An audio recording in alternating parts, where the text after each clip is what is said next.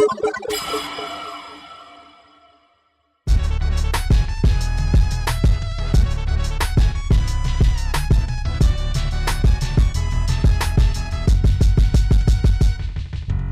guys, what's going on? Dac here from Piki, Geek, and I'm joined today by Josh. Josh, how you doing? I'm great. And this is our first of hopefully many auditorials. Love the name, right? No, but continue. So what are we talking about today? We're talking about the Nintendo 3DS, the new console hitting stores on the 27th, and basically how much we both absolutely love it, right? Whoa, slow down. I hate it. Okay. Backstory. So Josh and I both went to PAX, and we both went hands-on with the 3DS and a lot of the different games. And we came back from the expo with pretty different opinions about Nintendo's latest three-dimensional console. Josh does not like it, while I think it's pretty nifty. But I guess let's dive right into some of the 3D functionality. So that's arguably the biggest selling point, obviously, is it's a 3D screen.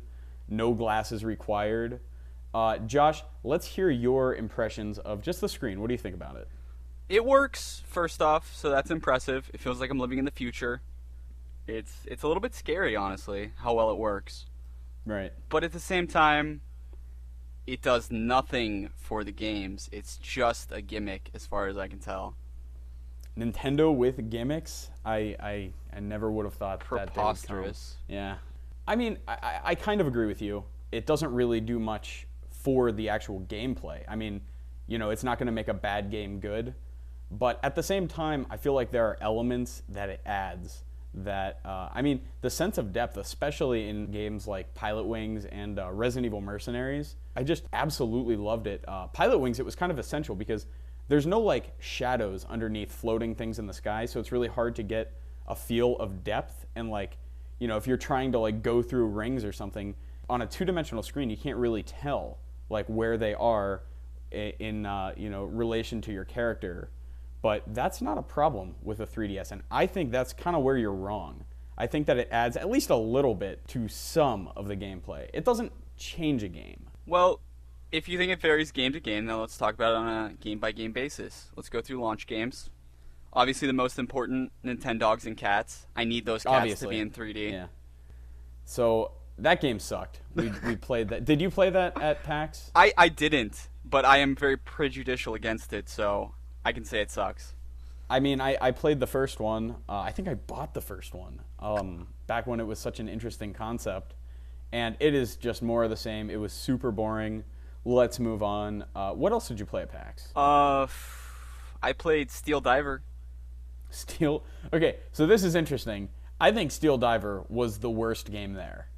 And you think it was like the best one, right? It was one of my favorites, and maybe this is a sign that I have terrible taste.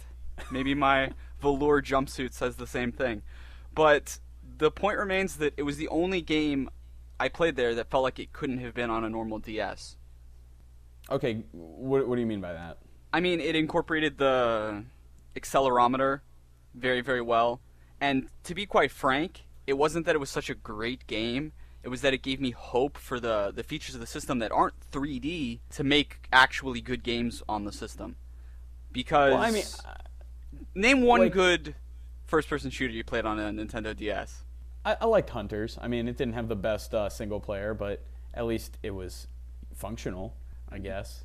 But imagine if Hunters had that kind of accelerometer support. It could be actually playable. So, I mean, a lot of games actually on the iPhone already have that. They have that sort of gyroscope control or even accelerometer. Rage and Nova both being examples. And I agree that it works to an extent, but I also don't think that that's like the answer for that. I'll tell you what, one of the games that I was super impressed with, and this is not a launch title, but Resident Evil Mercenaries. And I think I was more impressed with just the visuals of that than anything. It looked so nice on the 3DS. I mean, it looked better than Resident Evil 4, in my opinion. Did you get a chance to try that? I did play it. It did look good. I mean, and it was classic RE4 controls. I'll tell you, okay, so I had a pretty wicked moment while playing some Mercenaries over at the Capcom booth.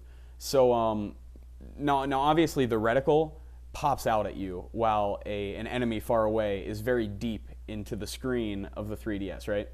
Now, if you like hold your finger in front of your eyes and look at something past it, you know how like it looks like you have 2 fingers? I have 5 fingers, but yes. Okay, you know what I'm talking about. So I was sitting there trying to aim through a sniper rifle at a zombie, and I was trying to aim right at his head. But I had like 2 reticles because I was focusing on his head, and I actually had to close one eye to get a good shot. Now, some people might say, well, that seems like obtrusive, and that actually seems like a reason why I wouldn't want to play the 3DS like you. But it was really cool. Like I felt like I was an actual sniper trying to pick off this dude because I had to like go into one eye mode. I don't know. The 3D seems immersive in that regard, I suppose. That is a solid anecdotal example of how 3D can be more immersive, but it still feels a little gimmicky.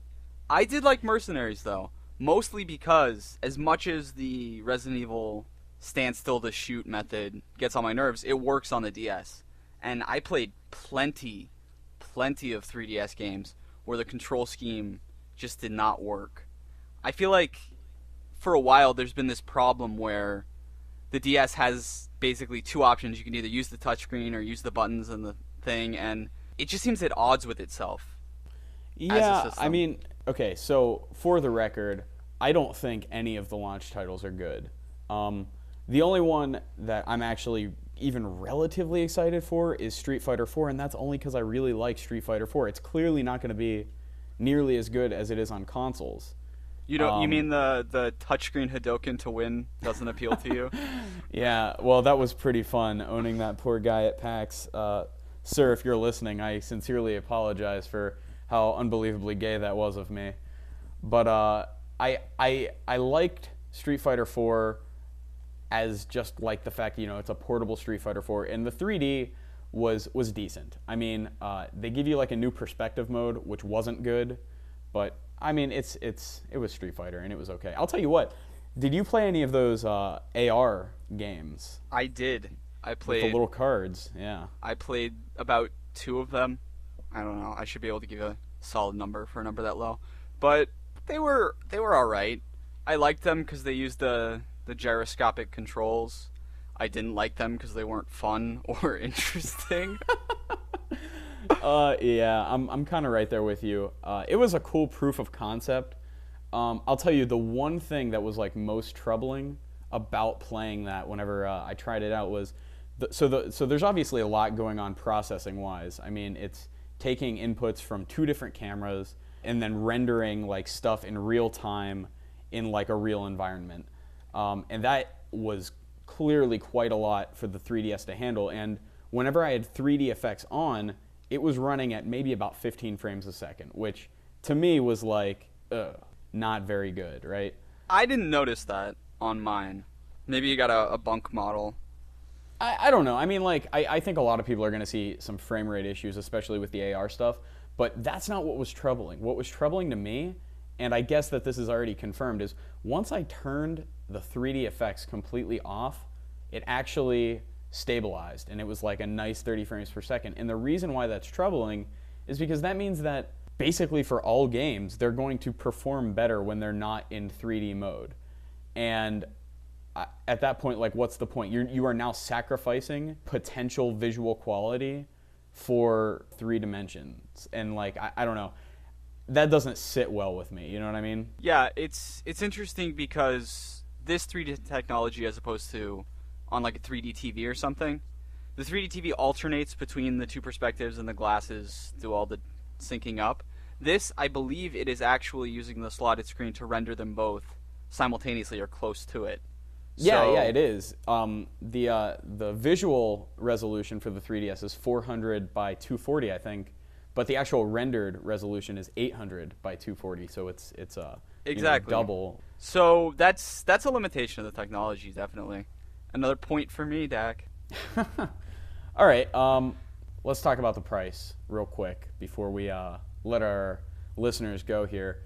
What do you think about $250? Is that fair? Is that a pretty legit price? You get a lot In terms of gimmicks, I feel like it could have been cheaper if they would have focused a little bit more, to be honest, on making it play games well as opposed to shoving things in your face and reading cards off a table to make monsters come out. All right, But easy there, Captain. For me, the primary decision in whether or not it's going to be well priced is, I know this is kind of a shitty thing to say, but it depends on how much Sony's NGP costs. Yeah, it's so funny. I completely agree with that. So I guess Ubisoft had that random poll that kind of led to this rumor that the NGP is going to have two models, one for 250 and one for 350. Holy crap, if that's true, that is going to throw a serious wrench in Nintendo's plan for the 3DS, because the NGP clearly outperforms it in, visual and processing power. Controllability. I'm sorry, but it's true. I mean, it's definitely possible. I haven't held the NGP yet, so It has two sticks. It wins. I'm sorry. how do we know that? I mean, dude, the PSP1 had a stick, and I wouldn't say that was winning any controlling awards. This is true, but they look like much nicer sticks. They do. They really do. Plus, And- if and you of don't like course- it, they put like 6 different ways to control it on there. That's true. What do they have? They have accelerometers. The two a sticks. front, A D-pad, right? Touch yeah, a screens. D-pad, a touchscreen on the front and on the back, and it's pressure sensitive. Yeah. Holy cow. This race is still really an unknown, to be honest. Yeah, then again, I mean, like, I really cannot see Sony pushing that out for 250. As far as the 3DS goes, 250 is a little on the high end. If I was going to give the amount of money that I would be willing to pay, 250 is probably my limit. So, bravo for Nintendo for finding that limit and exploiting it to the fullest extent. I would pay about $10 for a 3DS. So. Oh, you are, oh my god. But it's not terrible. It's not great though. And if the NGP comes out at 250, like, I really think that Nintendo is going to be like, "Oh crap." And they'll probably drop it to 200 right before the holidays, or maybe right after the holidays. But either way, if Sony's directly competing with that price, that's going to get pretty heated, I think. It should be an interesting horse race. Yeah. So I guess that about wraps it up. We're hitting maybe about 13 minutes here. Not too bad for our first Auditorial. Josh, any last words about this 3DS? Just gonna say that if I'm right, and you know I am, then hit us up in the comments and tell everybody how smart I am. Yes, that is definitely what our comments are used for. Stroking Josh's ego. All right, guys. Well, until next time, hopefully next week, this has been an Auditorial on Piki Geek.